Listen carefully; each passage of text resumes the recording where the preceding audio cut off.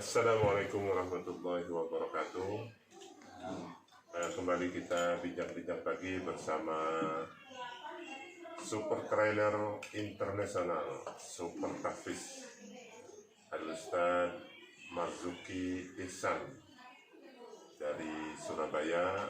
Beliau di trainer internasional. Kenapa disebut internasional? Karena sudah mentrainer di Singapura, Malaysia, Brunei, Indonesia, ini hampir seluruh provinsi. Ini kita bincang-bincang santai, yang sambil makan pagi, sambil sarapan. Kemudian bersama Pak calon dokter Taufik Mukmin, MPD, MPhil. Dia dapat S1-nya di Indonesia, S2 di Malaysia.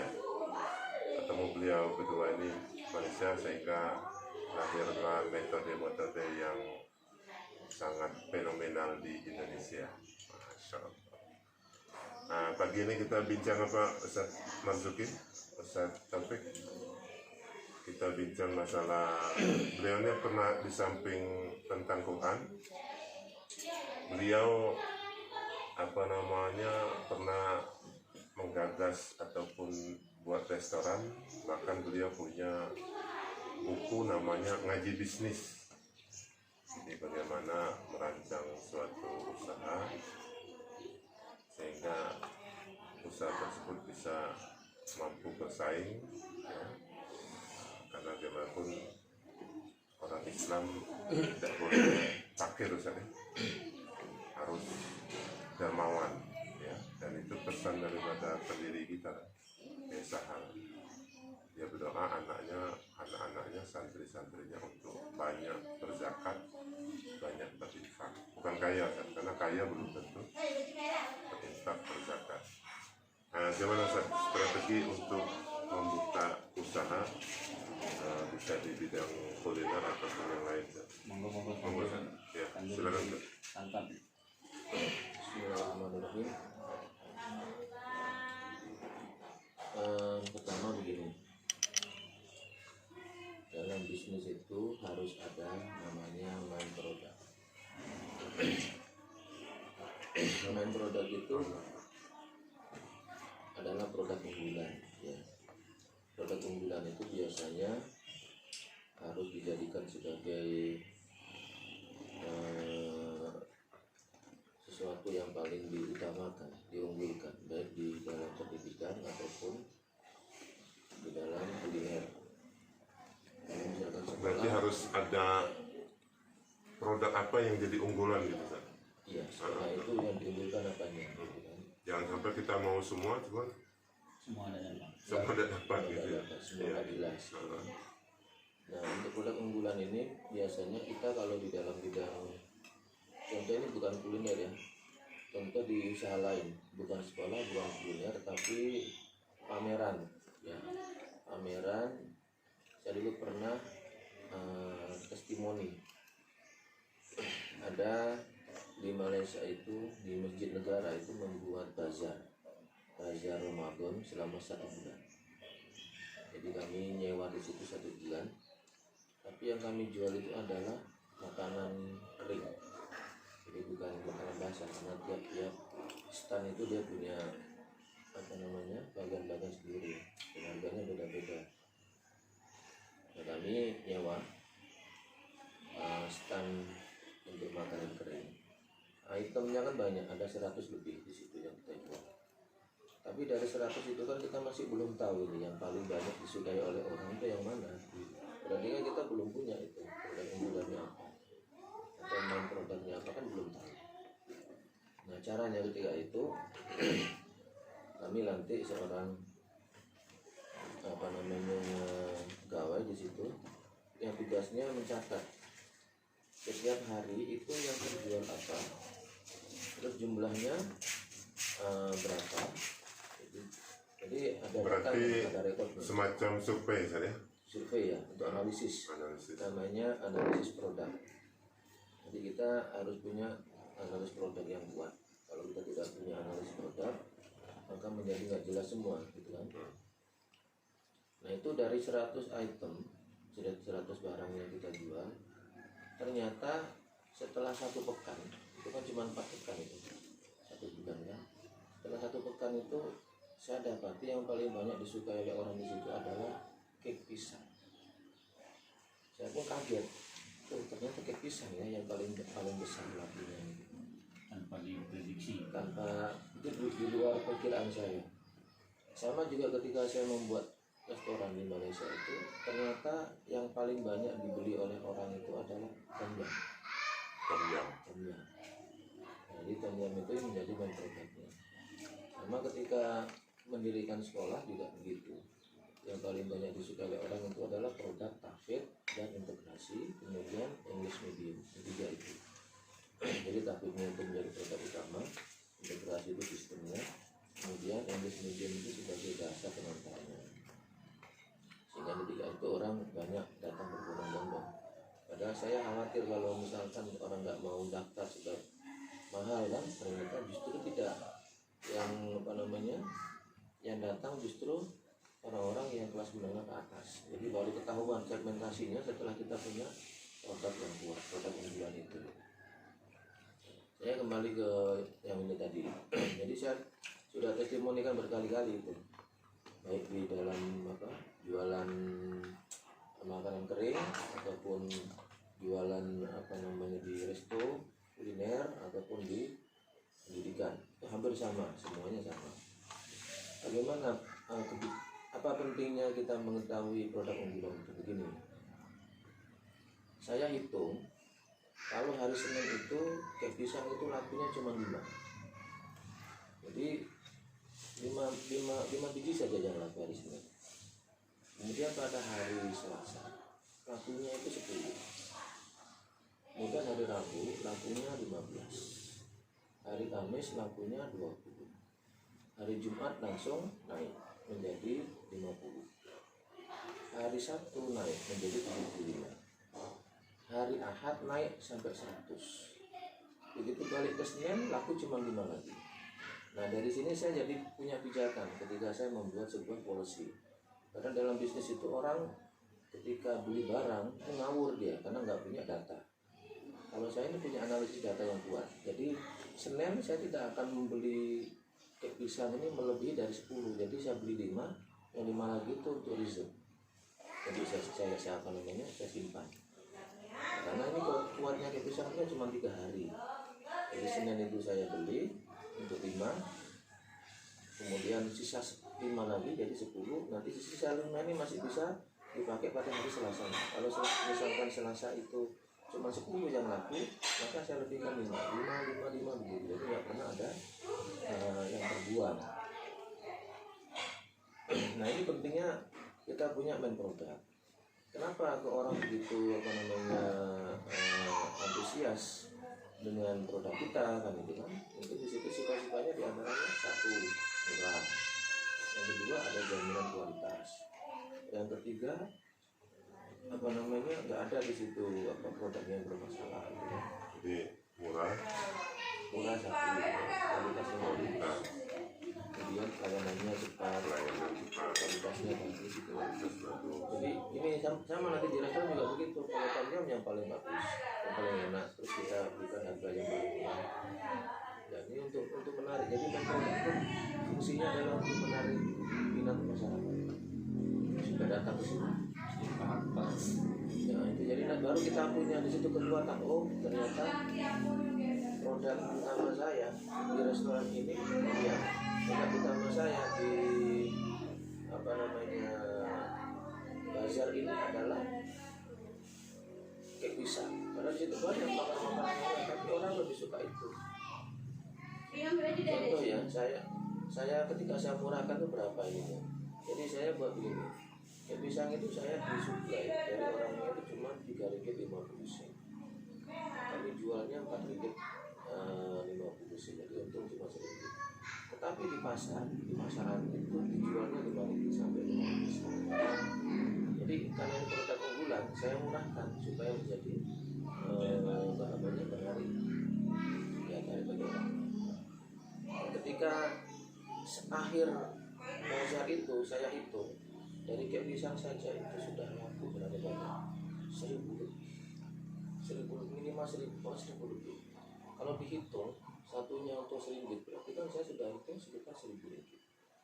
Nah orang kalau udah datang ke situ nggak hanya datang beli kayak pisang, tapi dia beli nanti yang lain-lain. Sama juga ketika dia datang ke restoran, nggak mungkin dia beli hanya tom yum. Dia mesti beli tom yumnya, beli minumannya, ya kan? Ya ada nasinya, ya. Jadi main produk unggulan itu adalah sesuatu yang dijadikan sebagai pengikat atau penarik. Gitu. Jadi ini netizen semua, pertama yang perhatikan kita main produknya apa itu, ya Pak Dokter, main produknya apa, kemudian pelayanannya, kualitas barangnya, kemudian harga, ya itu yang apa namanya untuk kita pelajaran di bisnis kuliner. Dan kalau ini diperhatikan, ya insya Allah usaha kita terus maju, artinya terus berinovasi saja. Artinya mungkin produk ini kemudian yang minat nomor 2 apa produknya, kemudian komplementer, artinya main produknya misalnya tadi apa, pisang tadi ya, Pisang itu di kita di Indonesia namanya bolu pisang ya. Nah, tapi dia harus ada komplementer sehingga orang cari yang lain ya, kemudian ada gitu kan minumnya, kemudian dan lain sebagainya. Itu untuk bagaimana restoran usaha kita di bidang kuliner itu bisa diminati masyarakat. Jadi itu teman-teman semua yang harus kita perhatikan. Mudah-mudahan ini bisa bermanfaat untuk kita semua, karena usaha ya, dagang itu sudah dicontohkan oleh Nabi kita, kemudian para sahabat, mereka pedagang ya, entrepreneur ya, entrepreneur. Karena pesan juga oleh kiai kita ya, kalau mau kaya lewat jabatan itu lebih condong korupsi sering. Ya maaf teman-teman koruptor ya, bukan itu. Kemudian kalau mau kaya lewat dakwah itu lebih condong semacam menjual ayat ya. Nah, tapi kalau kita mau kaya lewat entrepreneur itu insya Allah itu memang jalannya itu ya. Jadi itu yang harus kita lakukan. Gimana Pak Taufik, calon dokter kita, gimana menurut antum? Apanya yang bagaimana? Ya yang tadi yang ini tentang produk-produk itu, analisa antum tentang produk untuk usaha yang gimana? Usaha kuliner, kita fokus nih di kuliner saja. Nah. Ya ngomong kuliner silakan dimakan. Sebagai tuan rumah harus. Oh iya, ini tuan rumah netizen. Nah inilah enak temannya baik ini ya. Inilah kalau bertamu. Makan baru datang kemarin kita dikasih daging kerbau. Inilah resiko kalau berkawan dengan paparazzi. Bangun tidur pun langsung broadcast. Mau lihat ini Pak dokternya gimana nih? Itu. Gimana Pak Taufik? Oke, ya tadi sudah disampaikan oleh pakarnya, pakar kalau saya bilang profesor ya. Karena beliau ini bergerak di konsep yang jelas dan selalu original. Profesor kan harus ada yang original dan idenya gitu. Dan dia susah ngikutin orang, dia mau mencetus ide sendiri, bergerak sendiri. Dan memang beliau punya karakter. Dan itu orisinil berdasarkan pengalaman kan? Iya, makanya dia tidak mau, konsep sudah banyak.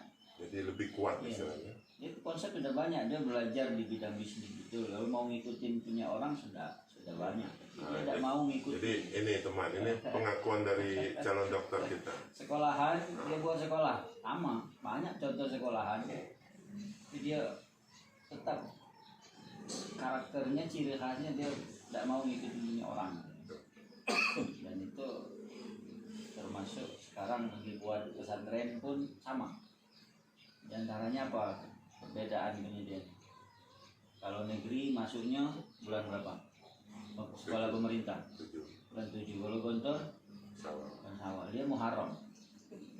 Nah itu masuk. Belum tahu kan? Di awal tahun pelajarannya Muharram. 1 Muharram. 1 Muharram itu tahun awal Tahun baru Hijrah ya. Iya. Nah ini salah satunya. Kalau saya sudah paham betul karakter beliau, maka saya bilang pakar dan profesor. Profesor di bidang. Jadi kalau berminat undanglah beliau Silakan. melalui saya dengan jadi Ya, di tahfiz memang ahlinya beliau. ya, Tahfiz. beliau tak. Ini itulah susah mau dijelaskan ini pakarnya itu bidang apa gitu ya. Tahfiz dia menghafis. Pernah di 77, pernah di Malang, pernah di Medan, dan di Malaysia sudah melang-lang buana ya. Alhamdulillah belum sempat. Artinya tidak ada masalah seperti Ustadz kita yang sekarang bermasalah di Singapura, beliau masih aman-aman aja. Kelinggau pun aman, nggak ada masalah. Kemuratara aman. Aman. Tidak dideportasi. Artinya memang banyak yang harus digali dari beliau ini, dari pengalamannya, dari originalitas pengalaman yang beliau dapatkan, yang telah beliau lakukan. Dan saya beruntung termasuk yang pernah ikut merasakan berpengalaman sama beliau ini ketika baru mau memulai sekolah di Malaysia. Mulai dari Nah ini netizen, beliau ini berdua nih udah pengalaman buka sekolah pendidikan di negeri orang. Ya. Di negeri Upin Jadi itu. karena prinsipnya gini, kalau sukses di tempat sendiri itu belum ini. Kalau sukses di tempat orang itu pasti petarung sejati itu kan. Ya, contohnya ya ketika mulai sekolah itu Ini mulai pempeknya dari kan, konsep, nah itu jadi karakter dari bisnis kita Ini nanti. main produk ya untuk Ini- tamu ya. Tapi kebetulan ini baru balik Palembang, baru di Palembang. Oh iya. Ya artinya memang betul kata Zulki tadi, karakter apa namanya main produk itu memang sangat perlu dan sangat penting. Dan masalah tentang sekolah juga, saya kira kalau tadi tentang bisnis, ini juga masalah sekolah juga itu sangat penting sekali. Apalagi sekolah kita swasta. Ya, saya juga sebagai pelaku pendidikan kita mulai dari awal juga dari pesantren kita ada di ini sejak 2008 saya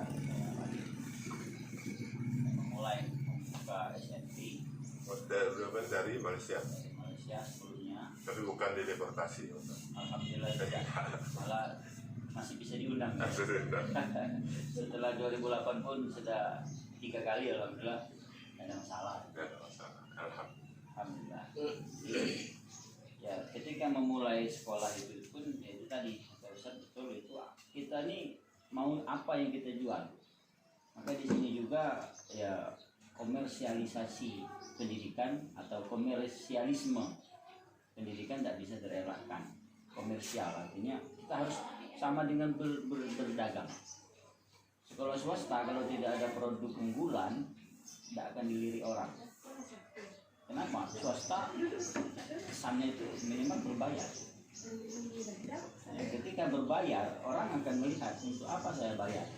Sementara sekolah yang gratis banyak, sekolah yang gedungnya bagus banyak, kemudian yang ramai juga banyak. Kalau kita baru swasta berbayar, otomatis kalau tidak ada produk unggulan kita tidak akan dilirik. Alhamdulillah pengalaman saya dengan beliau selama kurang 3 tahun, saya ikut mengajar di sana. Bukan hanya mengajar, juga saya dikasih kesempatan juga ikut membuat beberapa